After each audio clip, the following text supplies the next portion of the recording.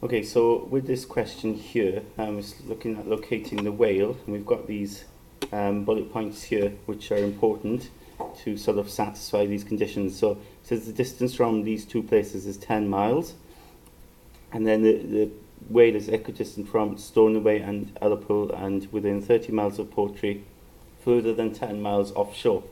So use the map, okay, to find the possible locations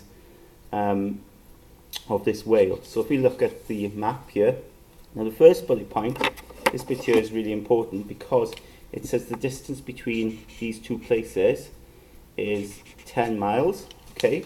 And if we find those two places on the map, they are there, okay? This will help us get a scale. So if I measure this here, okay, you could see that I've got, that's 1 centimetre, yeah? 1 centimetre there between Dingwall and that other place there, okay? So 1 centimetre will represent then 10 miles because they are 10 miles apart, right? As it says in the question. So we've got our scale.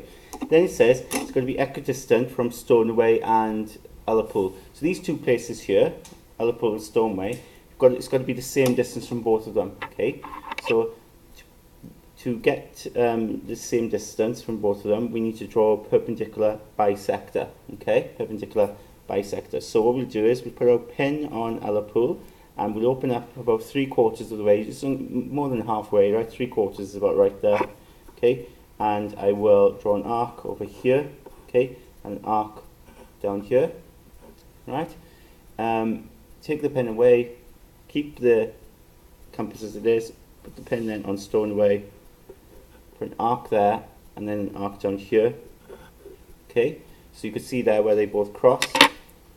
Now, where they both cross then, I can draw a line through that, and that will give me my perpendicular bisector. And I know then, with this perpendicular bisector, every point on this line is the same distance to Ullapool as it is to Stornoway. So that's what it means by equidistant. Equidistant means equal distance, yeah? Equal distance to Stornoway as it is to Ullapool. So the whale is along that line there somewhere. Then it says, next point, it's within 30 miles of Portree, within 30 miles of Portree. Now, if it's talking about one particular place and it's got to be within 30 miles of it, we're going to draw an arc, okay, or circle if needs be. And 30 miles, now remember, 10 miles is 1 centimetre, so 30 miles is going to be 3 centimetres. So you're going to open it up there, open it up to 3 centimetres. So that would be now, if I measure that on a ruler, each centimetre, remember, is 10 miles, that's 30 there. So I go to Portree, and I draw an arc, okay, right, so that it's there, going into the land. Obviously, you've got their position, and it's got to be within 30 miles, so it's got to be within this arc here, okay, Portree. And then it says it's got to be further than 10 miles offshore. Now remember, it's got to be within 30 miles of Portree, so inside this arc. And it's also got to be on this line, isn't it? Remember the perpendicular bisector on this line, so it's the same distance Stornoway and Ullapool. But it's got to be further than 10 miles offshore, okay? So it's on that line, isn't it? Now 10 miles, of course, is 1 centimetre, so we've got to be further than 1 centimetre away on this line, okay? So further than 10 miles, so that's 1 centimetre there, isn't it? So if I mark that, okay? Just measure that there. Okay, so it's got to be further than that. It's got to be further than 10 miles. So this is sort of the section it can be. This is where we can have our whale. Okay, it's going to be on the line here, and it's not just one point. There's a series of points here. Okay, that it satisfies. So it's further than 10 miles offshore. It's on the perpendicular bisector, so it's equidistant from these two places, and it's within 30 miles. So that's where we are there. That's our region there. Okay. So we've answered part A. Part B then, it says complete the following sentence to give the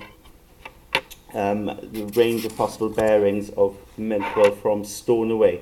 So bearings of the whale from Stornoway Well, if we measure from Stornoway, and remember, when it comes to bearings, you've got to look up where we're measuring from, and it says from there, Stornoway. So we're going to measure from Stornoway. Now, when you do bearings, we have to sort of measure from the north, don't forget, okay? And it's given us our north direction. There's north there, okay? So we need to draw a north line in here, so that's sort of parallel to this, okay? And then we're going to measure the bearing from here.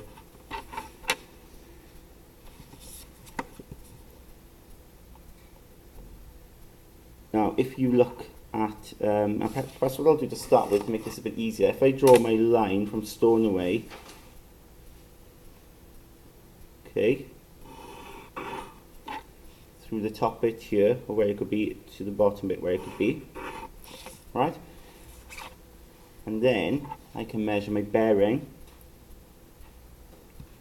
So we've got here 151 and 160. So if you read that there, it could be in those bearings there, so measuring from the north all the way around between 151 and 160.